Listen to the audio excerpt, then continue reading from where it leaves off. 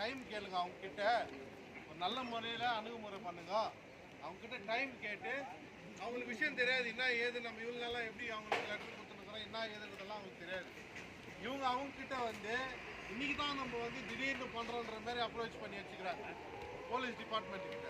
அதனால police department கிட்ட நம்ம தீவிரமாக விலைக்கு சொல்லிக்கிது நம்ம என்னென்ன பண்ணிக்கிறோம், எப்போத்திலேருந்து சார்ட்டர் ஆஃப் டிமாண்ட் கொடுத்துக்கிறோம், எத்தனை லெட்டர் கொடுத்துக்கிறோம், யாருக்கு லெட்டர் கொடுத்துக்கிறோம், எம்பி செஷனில் பேசுறது, ஆல்ரெடி எம்எல்ஏ கொடுத்தது, எம்எல்ஏ கிட்டேருந்து சிஎம் கிட்டேருந்து லெட்டர் போடுறது, A to Z எல்லாத்தையும் சொல்லியிருக்குது.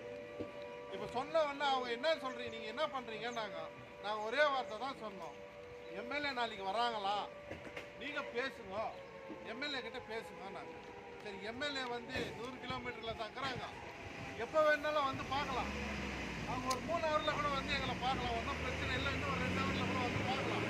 அவங்க வந்து ஃபஸ்ட்டு பார்க்கட்டும், நாங்கள் அது வரைக்கும் உள்ளவே இருப்போம். மேனேஜ்மெண்ட்டை நாங்கள் நம்புறதுக்கு தயாராக இல்லை. மேனேஜ்மெண்ட் எங்களை கூப்பிட்டு பேசுனா ரைட்டிங்கில் மாத்திரம் தான் நாங்கள் உத்தரவாதம் கேட்குறோங்க தவிர்த்து வாய் வார்த்தையில் எங்களுக்கு உத்தரவாதம் வானான்னு சொல்லிட்டு வந்தோம். கடைசியாக இப்போ என்ன சொல்லிக்கிறோன்னா, எதா இருந்தாலும் சரி, எந்த மாரி போராட்டமாக இருந்தாலும் சரி, நாங்கள் செய்யறதுக்கு தயாராக இருக்கிறோன்ற ஒரு உத்தரவாதத்தை கொடுத்துட்டு வந்துக்கிறோம். அதே மாதிரி நம்ம சப்கான்ட்ராக்ட் தொழிலாளிங்க, நம்ம தொழிலாளிங்க எல்லாரும் ஒற்றுமையாக இருந்து கண்டிப்பாக சப்கான்ட்ராக்ட்காரங்க கோஆப்ரேட் பண்ணி எங்கள் கூட நிற்கிறதுனால உங்களுக்கு நாங்கள் கண்டிப்பாக பின்னாடி நிற்போன்னு இந்த நேரத்தில் உறுதி.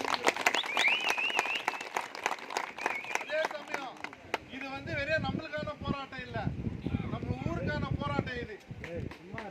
இது வரையும் பெம்மலுக்கான போராட்டம் ஒண்டி நினைச்சிடாதீங்க, இது நம்ம ஊருக்கான போராட்டம். இன்னைக்கு நம்ம வழி வச்சுட்டு போனா தான் நாளைக்கு பின்னாடி நம்ம சங்கதிங்க வந்து வேலை செய்யறதுக்கு முக்கியமா அதுல நீங்க ஒரு இதா இருக்கணும். நம்ம சங்கதிங்க வேலை செய்யணும், நம்ம முன்னோர்கள் எப்படி வேலை செஞ்சாங்களோ அதே மாதிரி நம்மளுக்கு பின்னாடி இருக்கிறவங்களும் இது உள்ள வேலை செய்யணும். இந்த குறிக்கோளோட இப்ப போராடுகிறோம். இந்த போராட்டம் தொடரும். அவங்க வந்து நம்ம கிட்ட பேசி ரைட்டிங்கில் கொடுக்குற வரைக்கும் இந்த இடத்த விட்டு நவறதில்லைன்னு சொல்லிட்டு வந்துக்கிறோம். இதை கடைசி வரைக்கும் நாங்கள் கடைப்பிடிப்போம். நீங்களும் எங்கள் கூட தீவிரமாக எங்கள் கூட உண்மையாக இருந்து நீங்கள் கோஆப்ரேட் பண்ணணும்னு சொல்லி அதே சமயம் போலீஸ்கிட்ட ஒரு உத்தரவாதம் கொடுத்துட்டு வந்துக்கிறோம். எந்த பிரச்சனையும் நாங்கள் உள்ளே பண்ண மாட்டோம், எந்த விதமான பாதிப்பை நாங்கள் ஏற்படுத்த மாட்டோன்னு உடனே போலீஸ் வெளியே போயாச்சு. ஸோ அதை நீங்களும் கடைப்பிடிக்கணும்.